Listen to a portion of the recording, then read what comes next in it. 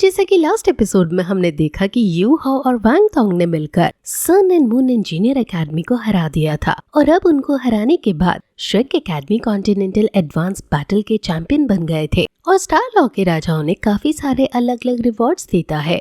You हाओ के पास एक मिस्टीरियस सेक्ट जिसका नाम न्यूमेनन सेक्ट है, उसको अंदर जाने का मौका भी मिलता है, लेकिन यू हाओ पोलाइटली इतने बड़े ऑफर को मना कर देता है और फिर मिस्टर वन उसे समझाते हैं कि तुम सभी अब चैंपियन हो और तुम्हें अब बहुत सारा अनवांटेड अटेंशन मिलने वाला है, इसलिए तुम्हें अब सतर्क रहना होगा। अब सभी रिजर्व टीम के मेंबर्स वापस श्रेक एकेडमी आते हैं और उनका स्वागत श्रेक एकेडमी के सभी टीचर्स और सभी बच्चे करते हैं। वहाँ सबसे पहले उन्हें मिस्टर मू मिलते हैं और उसको देखकर यू हाओ के संग बाकी सभी शॉक में हैं, क्योंकि मिस्टर मू को तो उन्होंने बस फ्रेशर्स के हॉस्टल के बाहर एक चौकीदार की तरह हमेशा बैठे हुए देखा है, लेकिन अब उन्हें पता चलता है कि मिस्टर मू श्रेक एकेडमी के सबसे ताकतवर इंसान थे और अभी भी हैं, लेकिन बुढ़ा होने की वजह से अब उन्होंने रिटायरमेंट ले ली है। सभी लोग मिस्टर मू के सामने झुकते हैं और उन्हें ग्रीट करते हैं। वांग तोंग पूछता है कि आप फ्रेशर्स के हॉस्टल के आगे क्यों बैठे रहते हो, जिस पर वो बताते हैं कि फ्रेशर्स के अंदर जो गर्म खून होता है,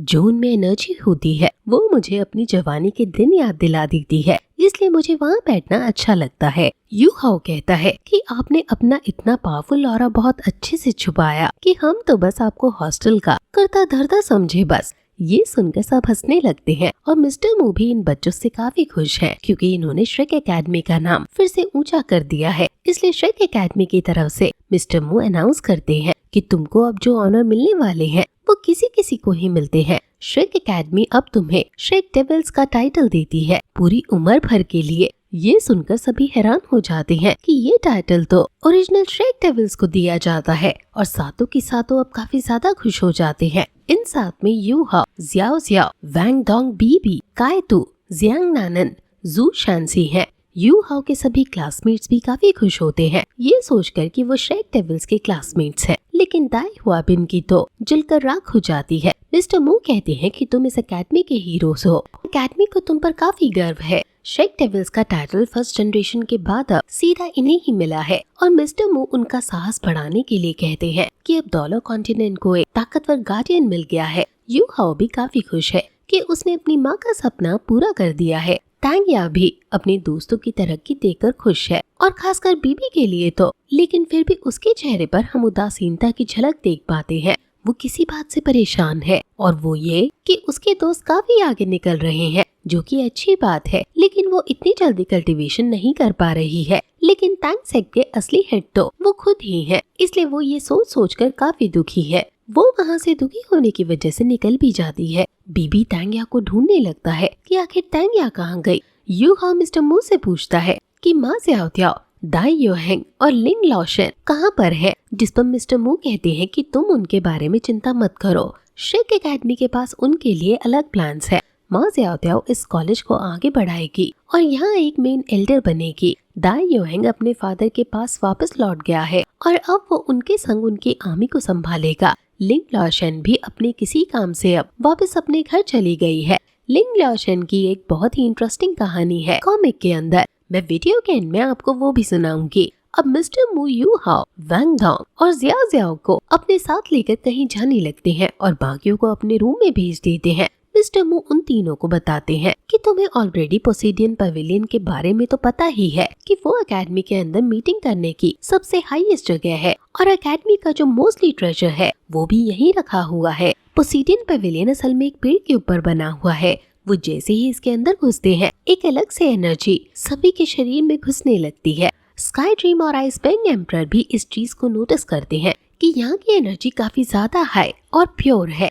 ये असल में एक मैजिकल लाइट है जो इस पेड़ से निकल रही है, जिसके अंदर सोल और बोन्स को क्लीन करने की पावर है। हर एक रोशनी का कण इस मैजिकल ट्री से आ रहा है और मिस्टर मू फिर से इन्हें और अंदर ले जाने लगते हैं और बताते हैं कि इस गोल्डन ट्री के पास लाइट और लाइफ है और तुम इस श्रेक की फाउंडेशन कह सकते हो। और अब मैं तुम तीनों को अलग अलग जगह बिठाऊंगा जहाँ तुम मेडिटेट करो और इस पॉजिटिव एनर्जी की मदद से अपनी अपनी स्किल्स को और ज्यादा रिफाइन करो और कल्टीवेट करो। यू हाओ जहाँ जाता है वो एक बहुत ही पॉजिटिव एनर्जी वाली जगह है, लेकिन वहाँ हर जगह सूखा पड़ा है और काफी सारे कंकाल पड़े हैं। मिस्टर मू कहते हैं कि तुम्हें अपनी पार्ट्स के बारे में हमसे ज्यादा पता है और ये भी पता है कि तुम्हें इतनी हाई अमाउंट ऑफ एनर्जी को अपने स्किल्स में कैसे इंटीग्रेट करना है। गोल्डन ट्री की लाइट के अंदर सभी तरह के सोल मास्टर्स के लिए कुछ ना कुछ है जिसे तुम्हें खोजना है। अब साइड बाय साइड ये तीनों लोग अपना अपना स्पॉट ढूंढकर मेडिटेट कर रहे हैं और मिस्टर मू इन्हें इंस्ट्रक्शंस दे रहे हैं। मिस्टर मू पहले यू हाउ से कहते हैं कि मुझे पता है कि तुम्हारे पास तुम्हारी कई सारी सीक्रेट्स है और चिंता मत करो, मैं तुमसे वो नहीं पूछूंगा, लेकिन मैं तुम्हें ये सलाह जरूर दूंगा कि तुम अपने इन सीक्रेट्स को अपने कल्टीवेशन के प्रोसेस में ब्लेंड कर दो ताकि तुम्हारे सारे सीक्रेट्स की पार बढ़ सके। यू हाउ उनको धन्यवाद कहता है और मेडिटेट करने लग जाता है।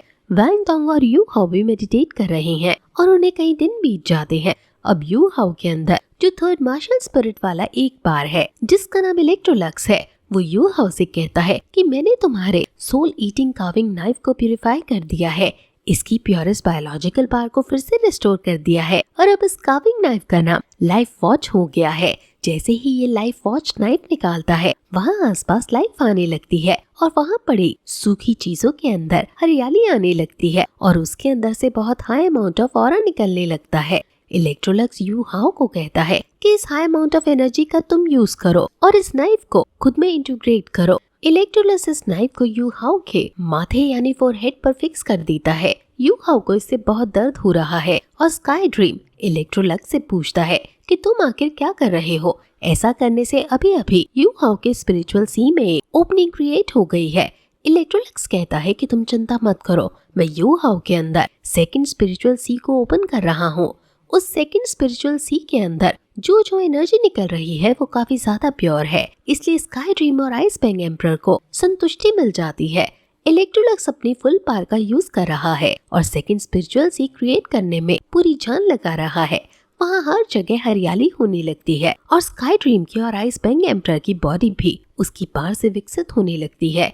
यू हाउ की फर्स्ट सील जो स्काई ड्रीम ने लगाई थी वो भी इस पार की वजह से अब ओपन हो गई है और अब इलेक्ट्रोलक्स उन दोनों से कहता है कि अब मैं टेरिटरी के लिए तुम दोनों से और ज्यादा कम्पीट नहीं करूंगा, अब चलो और सेकंड स्पिरिचुअल सी का नजारा देखो। स्काई ड्रीम उसके पीछे पीछे जाने लगता है और वहाँ इलेक्ट्रोलक्स कहता है कि मेरी शुरुआत में बस एक छोटा सा अंश बचा था जिसके अंदर कॉन्शियसनेस थी, जिसकी वजह से ही मैं अभी तक जिंदा था, लेकिन उस कॉन्शियसनेस की कोई भी फाउंडेशन नहीं थी और वो कॉन्शियसनेस कभी भी कोलैप्स हो सकती थी। लेकिन इस गोल्डन ट्री की पार की वजह से मेरी कॉन्शियसनेस की एक स्ट्रॉन्ग फाउंडेशन क्रिएट होने लगी और अब मेरी कॉन्शियसनेस को अब एक फाइनली ह्यूमन फॉर्म मिल गई है। इलेक्ट्रोलक्स एक बहुत ही सुंदर से ह्यूमन में ट्रांसफॉर्म हो जाता है जिसके आसपास बहुत पॉजिटिव ऑरा है। यू हाउ को इस बदलते हुए चेंजेस से दर्द हो रहा है और उसका सर फटा जा रहा है, लेकिन इलेक्ट्रोलक्स उसे समझाता है कि तुम चिंता मत करो, तुम अपने आप को इस सेकंड स्पिरिचुअल सी में शिफ्ट करो और यू हाउ फाइनली इसमें कामयाब हो जाता है और अपने सेकंड स्पिरिचुअल सी में आ जाता है। यू हाउ ये सब देखकर पूछता है कि आखिर ये क्या चल रहा है, जिस पर वो बताता है कि ये सब गोल्ड ऑफ लाइफ का असर है। गोल्ड ऑफ लिविंग फोर्स एक बहुत ही शक्तिशाली लिविंग फोर्स है जो मरते हुए को भी जिंदा करने की ताकत रखता है और मैं तो फिर भी एक हेल्दी कॉन्शियसनेस था। मैंने तुम्हारे अंदर जो ये नाइफ डाला है इसके संग मेरी पावर इंटीग्रेट हो गई है और तुम इसका यूज करके मेरी पावर को यूज कर पाओगे और अब ये एक तरह से तुम्हारी थर्ड मार्शल सोल हो गई है। ये इलेक्ट्रोलक्स का यू हाउ के लिए तोहफा है और यू हाउ इसके लिए इलेक्ट्रोलक्स को काफी ज्यादा धन्यवाद बोलता है।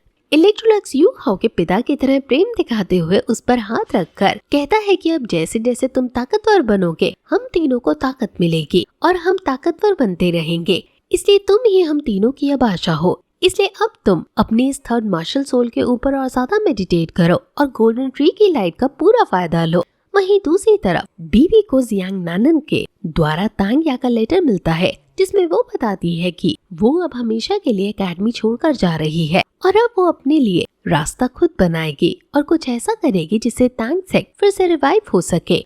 बीबी रोते रोते तांग या को रोकने जाने लगता है कि तुम ऐसा नहीं कर सकती, तुम अचानक से मुझे छोड़कर नहीं जा सकती हो। लेकिन उसे क्या पता था कि तांग्या उसे कब की छोड़कर जा चुकी है। उसके पास रोने के अलावा और कोई रास्ता नहीं बचता।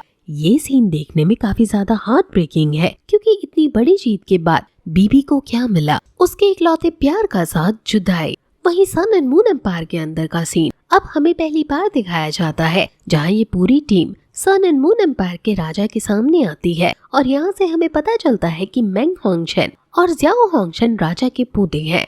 राजा अपने पोतों को देखकर काफी खुश है और कहता है कि स्टार लॉ सिटी में तुम्हें मजा तो आया ना, जिस पर वो हंसते हुए कहते हैं कि star law city sun and moon empire से काफी बुरा है।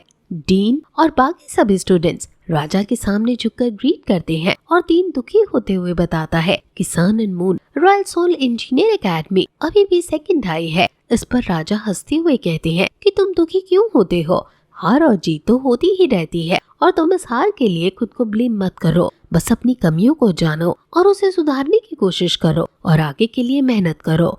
श्रेक एकेडमी ने पूरे कॉन्टिनेंट को कई हजारों सालों से डोमिनेट किया है, लेकिन इस कंपटीशन में तुम देख ही सकते हो कि हमारी रेप्यूटेशन और कम हो रही है। इसलिए मुझे डर है कि sun and moon royal soul engineer academy एक दिन डिस्ट्रॉय हो जाएगी। डीन यानी इन बच्चों का मेंटर कहता है कि स्टार लॉ सिटी में जाना हमारा वेस्ट नहीं हुआ है, हमें बहुत कुछ ऐसा भी मिला है जो बहुत खास है। वो उसे ऑक्शन से खरीदा हुआ 1 लाख साल पुराना सोल बीस्ट का एम्ब्रियो दिखाता है और ये देखकर राजा काफी खुश हो जाता है और कहता है कि स्टार लॉ सिटी की आई साइट सच में वीक है, जिन्होंने इतना खतरनाक हथियार अब हमें दे दिया है। वो ये कहकर हंसने लगता है। वहीं ज्याओ ज्याओ को मेडिटेट करते करते 34 दिन हो गए हैं और मिस्टर मू उसके पास आते हैं और पूछते हैं कि 34 दिन तक मेडिटेट करने से तुम्हें कैसा लग रहा है, जिस पर ज्याओ ज्याओ कहती है कि उसने अपनी कल्टीवेशन के लिए एक डायरेक्शन ढूंढ लिया है। जियो फेंग लाई instrument flute 3 life suppressing soul कॉल्ट्रॉन को कंट्रोल कर सकती है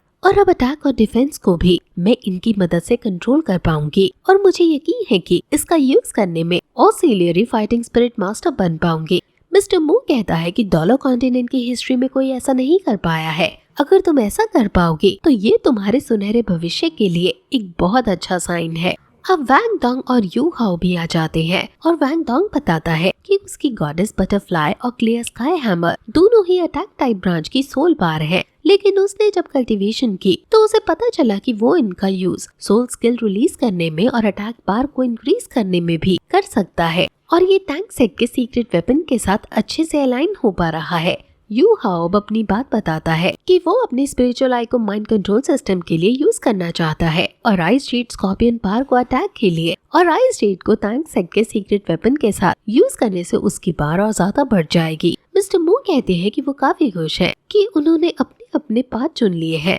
वो तीनों को पास बुलाकर फिर उन्हें उनकी सोल बोन देते हैं। वो यू हाओ को आइस जेड स्कॉर्पियन की लेफ्ट आर्म बोन देते हैं। ज्याओ ज्याओ को वो 10,000 साल पुरानी plant based wisteria right arm bone देते हैं। ये उसकी 9 फिनिक्स लाई इंस्ट्रूमेंट फ्लूट के साथ मैच होती है और वो फिर वैंग डोंग को डेमन ब्रेकर की राइट आर्म बोन देते हैं, जो उन्होंने तब हासिल की थी जब वो अपने जवानी के दिनों में थे। ये सोल बोन वैंग डोंग की लाइट एट्रीब्यूट की मार्शल सोल के साथ एग्जैक्टली मैच होती है। अब मिस्टर मू उन तीनों से इसको एब्जॉर्ब करने को कहते हैं और फिर ये एपिसोड यहीं खत्म हो जाता है।